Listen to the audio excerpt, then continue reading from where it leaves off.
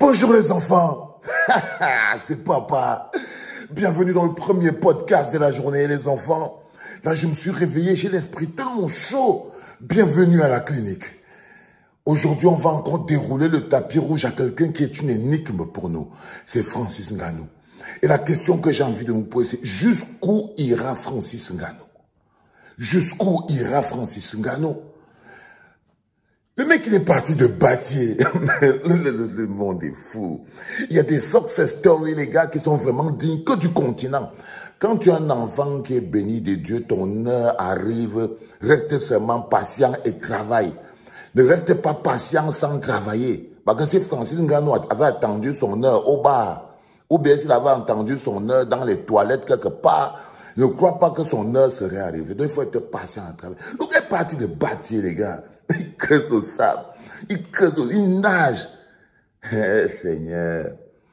On dit que parfois, si tu doutes parfois que les étoiles s'alignent et que les planètes s'alignent, il faut te calmer.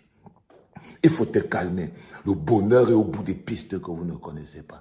Il arrive à Paris, sans papier, il travaille, il japs. Bon villageois, il arrive vieux. Il arrive vieux. C'est même pas que le gars est arrivé à 15 ans ou 16 ans. Le gars arrive que tout le ntouba, et tout le hachou, et tout le cuit, et tout le okra, ça y a tout rempli partout. Le yaourt ne passe pas là-dedans. Les vitamines ne passent pas là-dedans. Tout ce qu'on vend là, les fromages, les beurres, les machins, ça ne passe pas. Le gars arrive, la bouche, rien ne passe. Il affronte. Il affronte. Première chose, il arrive en France, il met à genoux le MMA français. Son frère camerounais, Fernand Lopez, veut lui amener les Camerounais. Il lui dit que grand frère, je ne suis pas venu m'arrêter ici chez toi. Si tu es là pour me perdre le temps, laisse-moi, je passe. Le grand Fernand Lopez dit que c'est moi qui t'ai amené ici, tu veux m'embrouiller. Ngannou lui dit que mets-toi sur le côté, laisse-moi, je passe. Le grand frère le regarde comme ça, il dit que mais le petit ici, c'est toujours l'insolence comme ça, c'est sur les muscles que tu comptes. Ngannou lui dit que laisse ça et va aller au stade. Et je suis arrivé à ton niveau là, et quoi que si elle va aller plus loin, il faut qu'elle te laisse. Donc le gars lui dit que moi qui t'ai mis en haut, Ngannou lui dit que tu m'as mis en haut, mais à ce niveau aussi. Le gars traverse la rive aux États-Unis, il plie le MMA américain. Il plie le MMA américain et il entre dans le showbiz. C'est là où tout le show commence. Donc tout le reste que je vous parlais avant la série, Ngannou parle de Batié fini dans Fast and Furious, à côté de Vince Diesel, à côté de Tyrese, à côté de Jadakis, à côté de Ludacris. Il parle de Batié depuis la carrière de Sabre, il vient finir à côté de Vince Diesel, à côté de Rock. Je reste comme ça et dis, le gars, il va aller où?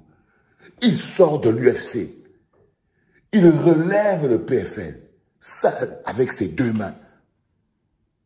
Il donne 2 millions de dollars à tout le monde qui va lutter contre lui, même si tu perds. Même si tu perds. Les gars, vous savez, vous ne pouvez pas être grand si vous ne reconnaissez pas la grandeur. La grandeur se résume en de grandes choses. En de grandes choses. Partir de l'UFC, arriver au PFL et monter les enjeux du PFL à ce niveau-là. On est passé au business maintenant. C'est-à-dire qu'on est quitté de Ngannou le musclé à Ngannou le businessman. Il est devenu le patron du MMA africain. Il a créé la première ligue. Il a forcé, il a poussé les mecs du PFL à créer la première ligue professionnelle de MMA en Afrique. PFL Afrique. Il est le patron, le CEO. Là encore, on s'est dit, bon, ça va. Le gars fait un caprice. Pendant qu'on se dit que le petit, si ça va, c'est bon, il est content, il a eu tout, il fait un caprice. Il dit que non. Lui, il voulait toujours boxer depuis. Lui, depuis, en fait, son truc, c'est la boxe. C'est-à-dire que pendant que Ngannou a déjà tout eu, quand tu viens de Batié, tu dis, ça, tu peux quand même t'arrêter. Le gars dit que non. En fait, à la base, lui ne venait pas faire le MMA. Lui, il venait faire la boxe. Lui, il venait faire la boxe. Et là où il est là, même quoi faire, il doit boxer. Quand il a vu tous les gars qui japsent, il dit qu'il peut les japser tous. Les enfants. Il a réussi à avoir un contrat qui lui permet de mener sa lutte MMA, se faire son fric et de boxer. Ça encore, tu peux te dire, bon, boxer c'est businessman. Avec qui il va boxer? Contre qui il va boxer? Il choisit le numéro 1. Il réussit à plier les conditions du numéro 1. Tyson Fury a ses propres conditions. Il réussit à dire à Tyson Fury que là où tu me vois là, frère, à moins que tu n'aies peur que je te bastonne bien, hein, mais il n'y a aucun souci. Je suis prêt à partir avec toi à terre. Il a réussi avec le business, avec le mental, avec l'énergie. Il a réussi à plier une entité qui n'existait pas encore, un mélange de MMA et de boxe. C'est-à-dire que dès qu'il quitte du MMA ici, il va à la boxe. Les gens disaient non, ça ne va pas marcher, il ne va pas s'en sortir. Quelques mois après, l'annonce tombe. C'est-à-dire que pendant que les gens bavardent dehors, lui, il travaille derrière. L'annonce tombe. L'annonce tombe. Boum. Qu'est-ce qui se passe? On dit que non. Tyson Fury accepte de se battre contre Francis Ngannou en Arabie Saoudite. Les milliards commencent encore à tomber. Les milliards commencent encore à tomber. Le petit, les yeux commencent encore à briller. Encore une autre victoire. Ça veut dire qu'aujourd'hui, il est dans le PFL. Il fait sa boxe. Il va aussi au MMA. Et quand il va boxer, il boxe contre le meilleur en ce moment. Pour être le mec le plus méchant de la planète. Ah, frérot. Même si parfois tu m'énerves, tu vois. Je ne peux pas m'empêcher de voir cette grandeur et de la partager parce que la clinique est très amoureuse de la grandeur. Quand la clinique voit quelque chose qui est grand, la clinique ne peut pas s'arrêter. Parce que la clinique, c'est aussi la promotion des valeurs et la promotion de la grandeur. Et la promotion de la grandeur. Et ce que tu fais, Ngannou, est tellement extraordinaire, bro. Moi, je suis totalement scié. Il n'y a pas 5 personnes, 5 êtres humains sur cette planète Terre qui ont pu faire ou qui sont en train de faire dans le domaine du sport ce que Francis Ngannou fait. C'est-à-dire que même seulement prendre de manière transversale les disciplines, c'est-à-dire que boxe, MMA, show business, mixer les deux. Quelqu'un qui est parti, il était déjà vieux quand il est parti de la cage, à battre, il est arrivé là, le corps était musclé, il s'est mis là. Les gars, vous avez tous la force là en vous. Vous avez tous la force dans vous. C'est ici que tout se passe. Alors quand on croit que c'est réglé, quand on croit que c'est plié et tout, le gars a déjà le combat, il a déjà le lieu. Et là, le show business recommence. Et c'est là où je pose la question que Ngannou va s'arrêter où? C'est en ce moment où je me suis posé la question que ce gars qu'on appelle Ngannou, il va s'arrêter à quel niveau, man? Je me lève et je découvre que côté show business encore, devinez qui sera sur le coin de Ngannou. Devinez qui sera assis sur le coin du Continental, qui va s'occuper de sa préparation, de son show et de tout. Mike Tyson. Ça veut dire que Ngannou a allé encore plus loin. Ça veut dire que le gars, non seulement il va boxer, mais son entraîneur, les gars, mais son entraîneur, ce sera Mike Tyson. Sur le coin de Francis Ngannou, parti de Batier, ce sera Mike Tyson. Le plus grand parmi les plus grands.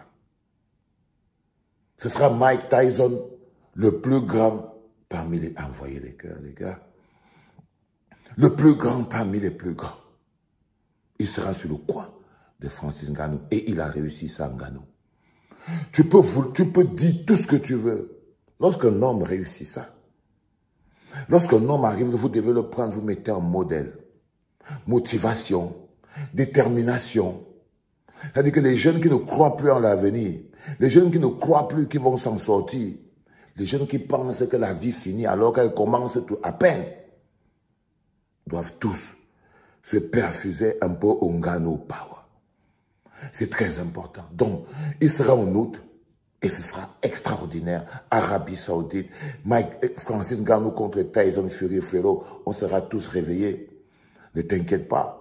On sera tous réveillés. Personne n'a le droit d'être fâché contre toi, cousin. Parce que ce que tu fais pour le continent, en ce moment précis, frère, je suis comme ça. Tu vois, il ne faut jamais jeter le bébé avec l'eau du bain. Est-ce que Ngannou fait là? Frère, c'est pas petit. C'est géant. C'est géant. C'est l'alpha et c'est l'oméga, les gars. Dans le domaine du sport et de la motivation. Je souhaite juste que, comme tous les autres, ils ne finissent pas de travailler tout ça. C'est ça qui arrive toujours à tous ces gens.